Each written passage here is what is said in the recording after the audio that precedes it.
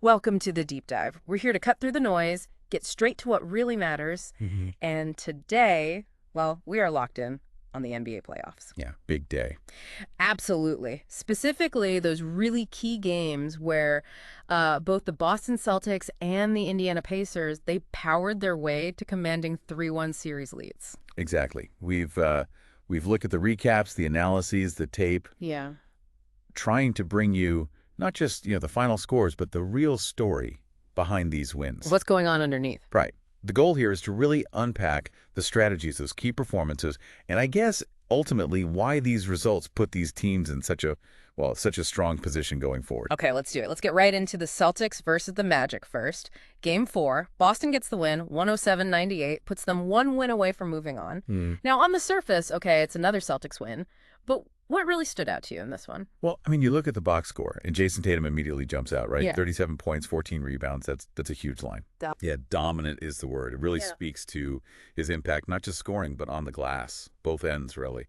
And what's interesting is how they used him sometimes. Putting him in pick and rolls, kind of targeting Wendell Carter Jr. a bit. Ah, interesting. Because Carter tends to drop back. Exactly. Gives him a little space so Tatum can either, rise up for a clean look or Right. draw that extra defender and kick it out. Smart stuff. Right, yeah. And Jaylen Brown, you can't forget him. 21 points, 11 rebounds. Pretty solid himself. Very solid. Consistent. It just feels like when both Tatum and Brown are clicking like that, the Celtics are just really, really tough to beat. Oh, for sure. But I was also watching Kristaps Porzingis, 19 points for him. And that dunk late in the game, that felt pretty big. Oh, that was huge. Yeah. Comes off his own miss, layup doesn't go, grabs it, slams it down. Under 4 minutes left. Yeah. That's a massive momentum play right there. Extends the lead, sure, but it's also just pure effort. Shows that resilience. Cool. But look, beyond just that play, the Celtics' whole approach was kind of telling. They shot, 9 for 31 from 3? That's not great for them. Not their usual standard, no. Right. But they didn't freak out. They didn't just keep forcing it. Instead, they really leaned into their inside game. Offensive rebounds were key. Second chance points. Exactly. Generating those extra possessions, that ability to adapt, when the three ball isn't falling, that was crucial. That makes a lot of sense. 9 for 31, yeah, you need plan B. And plan B was dominate inside, get those rebounds with Porzingis and, well, Tatum too, with 14 boards. Absolutely. Now, on the flip side, for the Magic, Pella Banchero, wow, 31 points. He just keeps looking better and better. He really does. He's a star, no question. Yeah. And Franz Wagner chipped in nicely, too. 24 points, 7 assists. He was trying to make things happen. Yeah, they needed that. Even Corey Joseph, 12 points, which I think was his high for the series. It was, yeah. Little spark there. But, if we're looking at the big picture, despite those individual efforts, the Magic, they sort of struggled to consistently slow down Boston's offense. Right. And they couldn't quite match that physicality, especially, like you said, on the boards. Boston's defensive pressure on the perimeter seemed to bother them, too. Yeah, it felt like every time Orlando maybe got a little closer, made a bit of a run, Boston had an answer. Boston just answered right back.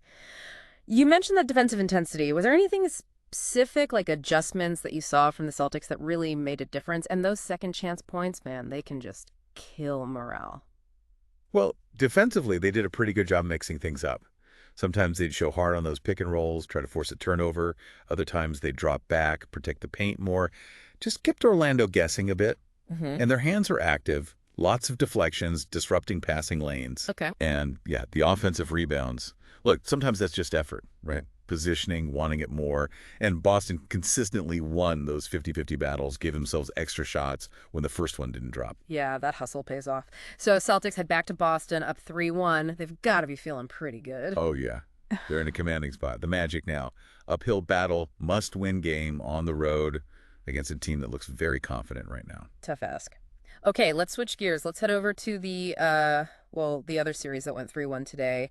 Indiana Pacers getting a decisive win over the Milwaukee Bucks, 129-103. Decisive is right. This one felt different than the Celtics game, like a real statement from Indiana. What was the key to them just running away with this one? Yeah, this was an offensive explosion for the Pacers.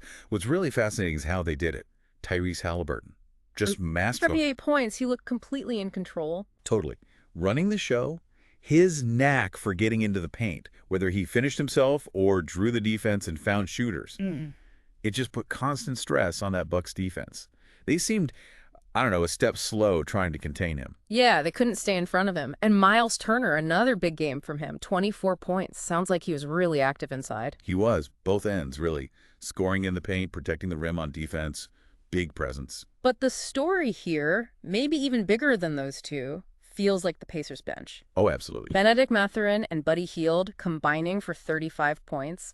That is significant production off the bench. Why was that so crucial in this game? Well, it's huge because it prevents Milwaukee from just loading up entirely on Haliburton and Turner. Right. Takes the pressure off. Exactly. Mathurin comes in, he's aggressive, driving to the rim. Hield provides that shooting threat, stretches the floor. Suddenly the Bucks have to defend sideline to sideline, baseline to baseline.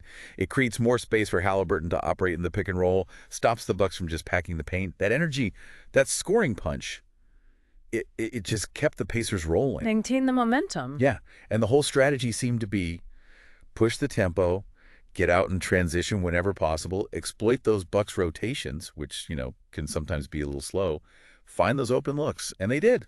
Lots of them. Yeah, it sounds like it. Which stands in pretty stark contrast to the Bucks offense, doesn't it? I mean, Giannis did his thing, 32 points. You expect that. You do. He was still powerful. And Chris Middleton had 22. But after that, it feels like the scoring well went dry for the rest of the team. That was the critical issue for Milwaukee, I think, that lack of consistent support. And look at the three-point shooting, 8 for 29.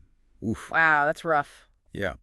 So when the Pacers were doing a decent job packing the paint, making Giannis work for everything, maybe forcing him into tougher spots, the Bucks needed those outside shots to fall to relieve pressure. And they just didn't. They just didn't. It kind of forced their offense into uncomfortable spots, made them predictable almost. Now, defensively for the Pacers, look, nobody stops Giannis. Right. You just try to make it hard. Exactly. You try to limit him, contain him, and their strategy seemed to be crowd the paint, build a wall, funnel them into traffic, and basically dare the other Bucks players to beat them from the outside. And in this game, that gamble paid off. It absolutely did. They forced Milwaukee into being a jump shooting team, and the shots weren't falling. So it wasn't about shutting Giannis down completely, more like dictating where he operates and limiting everyone else, and then controlling the defensive boards immediately. Boom. Push the pace the other way. Yeah, that transition game really amplified their offensive advantage. Get a stop, get the rebound. Haliburton's already pushing it, finding open guys before the defense can even set up. It's demoralizing for the other team. You can see how that would snowball. So now the series goes back to Milwaukee. Bucks facing elimination down 3-1. That feels like a massive challenge for them. It's a very, very steep hill to climb now. Indiana has all the momentum, all the confidence. They'll be smelling blood, wanting to close this out on the road. Yeah, finish it in 5. Okay, so let's zoom out a bit. We've got both the Celtics and the Pacers holding these 3-1 leads. What are some of the, the common threads or the big takeaways we can pull from these two series, even though the games themselves felt kind of different today? Well, I think if you connect the dots, what really stands out is the importance of being adaptable and exploiting weaknesses. Okay, how so? Both Boston and Indiana identify where they had an edge, right? Yeah. For the Celtics, it was maybe that inside scoring and offensive rebounding when their outside shot wasn't there. For the Pacers, it was that transition game, the bench depth, attacking maybe some defensive lapses from Milwaukee. Right. And they didn't just notice it. They strategically leaned into those advantages. Plus, both games showed how vital it is in the playoffs to have multiple guys step up. Can't just be 1 or 2 stars carrying the whole load every single night. Yeah, that depth really matters. And it is interesting seeing the different ways they got to 3-1 today, isn't it? Like, the Celtics had to sort of grind it out. It was closer, tougher, showed their resilience maybe. Right, a bit more grit involved. Whereas the Pacers, it was just dominant, pretty much wire-to-wire control, different paths, but same result. Yeah. Both teams are right on the cusp of advancing. Exactly. And you can almost feel that pressure just ratcheting up now on Orlando and Milwaukee. Elimination games. Yeah.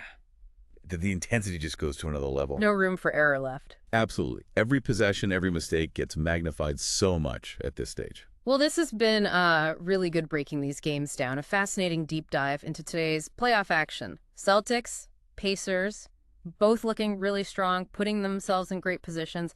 Now we just wait and see if they can close the deal. Indeed. Should be interesting. All right, and with that, let's leave you with a final thought to chew on. We saw 2 pretty different ways to get to a 3-1 series lead today, didn't we? You had the Celtics, sort of gritty, resilient, in a tighter game. Then you had the Pacers, just overwhelming dominance. Contrasting styles for sure. So, as you keep watching these playoffs unfold, think about this. In this high-pressure environment, what ultimately carries more weight? Is it that singular brilliance of a superstar, maybe willing their team forward? Or is it more about that cohesive team strategy, getting contributions up and down the roster, everyone executing their role? Something to consider as we watch the road to the finals continue. Thanks for diving deep with us today.